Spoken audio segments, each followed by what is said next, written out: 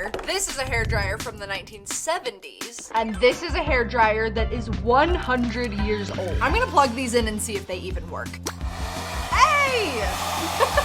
That works pretty good. Okay, but is this thing gonna turn on? This is 100 years old. Tell me that is not terrifying looking. Oh, it's warm. Oh, I don't like that. Oh my gosh, it's working.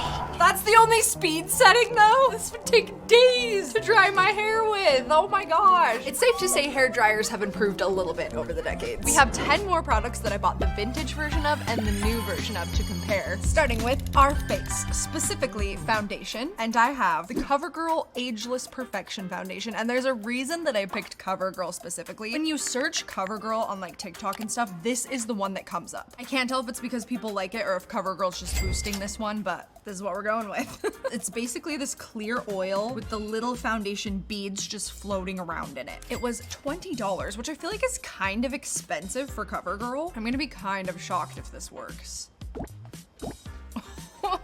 What the heck? Wait, okay, once you start blending it in, it's actually kind of nice. It's such an interesting formula, but somehow it's working.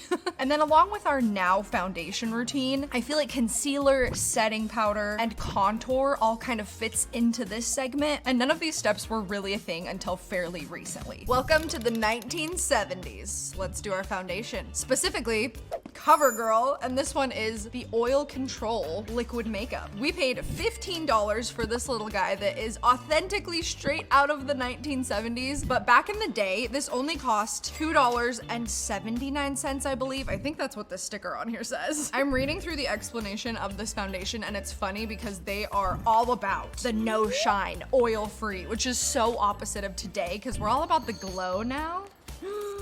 Oh, why does it look like that? Oh no. Small amounts on fingertips and smooth over face. So safe to say beauty blenders and makeup brushes were not a thing in the 70s then. I'm shaking it, but the color's not really mixing together very well, so. It smells like perfume. Oh no, I feel like that's so bad. Am I gonna get like chemical burns on my face for putting this on? I'm actually nervous because this isn't just foundation. Foundation back in the day was actually medicated with Noxzema, which is actually the brand that started CoverGirl. They've since parted ways, but during this time, all of the CoverGirl products had the Noxzema in it. I'm actually really scared. I feel like I am not gonna be easy breezy beautiful if I have chemical burns all over my face, which I actually did see some people commenting on Reddit that it's always smelled really strong, so maybe that's okay. Oh my gosh, this is the worst idea I've ever had. Okay, it's a perfect skin tone match though. Let's go. Okay, I would say it still works. It's definitely on the lighter coverage side though. Send thoughts and prayers to my skin, please. All right, 1920s foundation. The little foundation tins were so pretty back in the day. They were usually metal with like a cute little intricate design on them. And back in the day, a little tin like this would cost you 50 cents. As far as liquid foundation goes though, they really would just use cold cream, which they still make, by the way. What even is cold cream? Future Hope, tell me what cold cream is. I mean, this feels nice and moisturizing, but it's not doing much for my complexion, so. One thing about foundation in the 1920s is the paler, the better. They thought that it's because if you put a color on your face that's a couple shades lighter than your natural color, it would make you look more youthful, which honestly, in these pictures, these women are glowing, so they might be onto something. We're gonna do a little photo shoot later, though, to see if our super pale look actually does look better, especially in black and white, like these photos were taken. I mean, it's kind of the same concept as what we do today with concealer, but instead of highlighting just certain parts of our faces, they put it all over their entire face. Next up is blush, and I have the Viral Milk Makeup Jelly Blush. This stuff is so interesting. It's a jelly tint that's meant to be used as like blush, eyeshadow, lips, whatever you want really. And I've actually been really liking this stuff. $24 for this little thing. And tints and creams and gel type of blushes I feel like have become very popular these days, more so than powders. We're taking it back to the 1970s to one of the most popular makeup brands. And fun fact, the second largest MLM in the entire world, Avon. I sell Avon, and I can do great things for your look. Some of you might remember this. My mom actually sold Avon back in the day, but it was like the thing. Avon, you never look so good. The makeup, I think, was really nice, and they were known for their super cute packaging, and that is where today's blush is from. Wow, cute. Comes with this cute little brush. Wow, this is very different than the blush brushes that we use today. We paid $100 to get this authentic Avon blush on eBay, but back in the day, this was only a couple dollars. Wow, okay, pigment.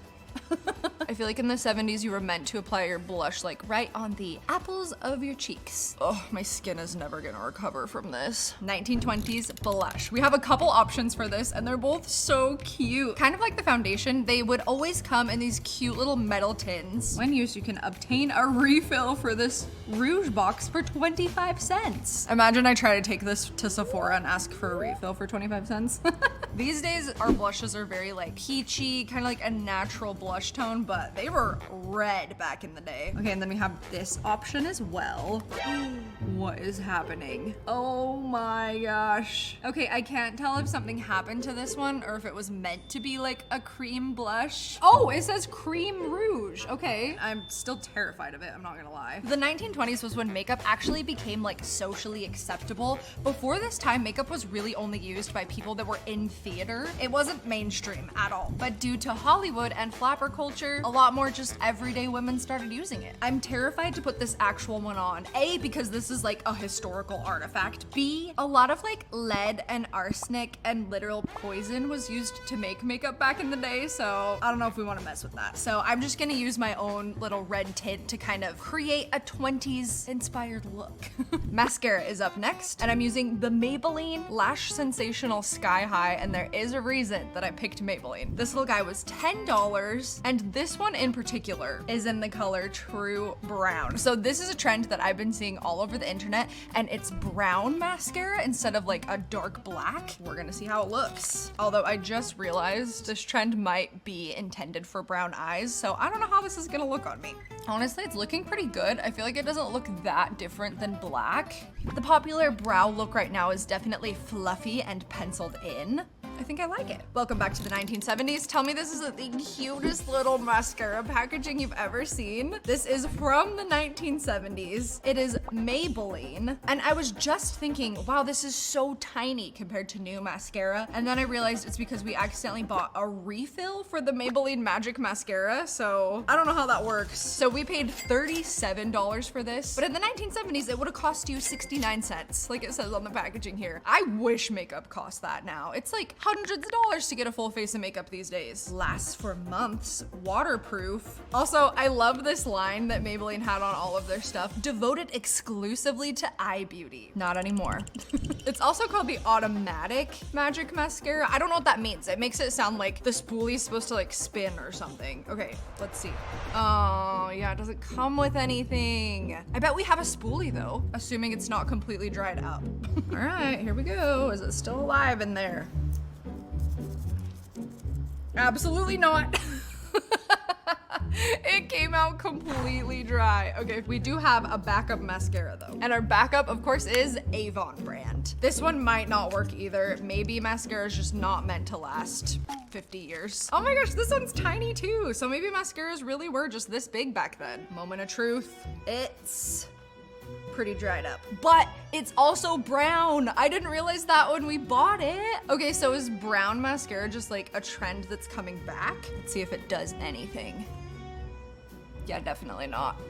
It was worth a try. And then for brows in the 1970s, they were actually very natural and trimmed. It wasn't really a thing to put a ton of product on them or draw them on, so we're just gonna leave my brows as is. If anything, I could pluck them a little thinner, but I don't really wanna do that. The mascara brand of the 1920s was actually Maybelline, and tell me this isn't the cutest thing you've ever seen. It's so little. So we paid $80 for this tiny mascara. Back in the day, it would cost you 25 cents. And what's so cool about this is back then, it wasn't like the tube and spoolie like we use today. It was actually in a little cake form, and it would come with this little toothbrush looking thing. You'd brush the color onto the brush and then onto your eyes. Obviously the cake is solid, so they would actually either lick it or spit in it to get it like the right consistency. And then they'd put it on their eyes, which doesn't seem the most hygienic, but that's what they would do. This is basically made out of soap and black coloring. We've come a long way. Obviously, this isn't like the first mascara ever. Mascara has been around since ancient times, but at least in America, this was the style of the first commercialized mascara. Welcome to Science Experiments with HopeScope. Today we're gonna be testing mascara from the 1920s. However, I'm not putting this on my eyeballs because I kind of learned my lesson during the filming of this video about putting expired makeup on my face. I felt like my lips were getting chemical burn.